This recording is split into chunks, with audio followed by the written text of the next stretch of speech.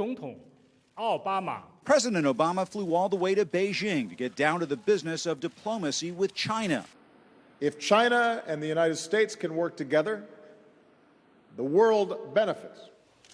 But he's finding just as much action at this APEC summit on Russia and his on-again, off-again confrontation with Vladimir Putin.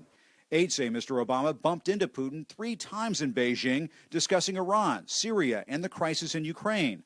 The White House is warning once again Putin's military moves in eastern Ukraine could lead to more sanctions. The sanctions have yet to sufficiently affect Russia's calculus as it relates to Ukraine. And Russian state media announced Moscow has a deal in place to build 8 new nuclear reactors in Iran. The stunning news comes just as the U.S., Russia, and other world powers are up against a November 24th deadline to reach an agreement to contain Iran's nuclear program.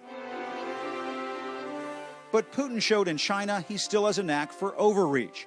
In an act of chivalry, he placed a shawl over the back of China's first lady, but she removed it.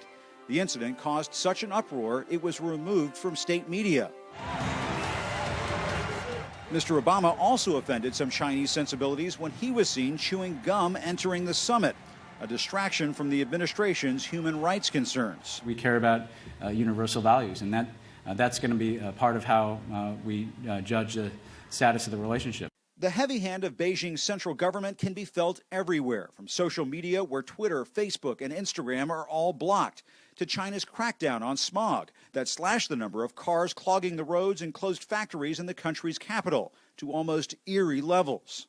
One of the key questions for President Obama's legacy in Asia is whether he can succeed in seeing Beijing alter its approach on important issues like human rights, or is there still a wall between China and change? With the Great Wall flooded with Chinese tourists daily, there is no shortage of national pride. But Michael is craving more. He just wants to join Facebook. No Facebook. No Facebook. He'd give a like to Chinese President Xi. I think it maybe, how to say, it's greater than Chairman Mao.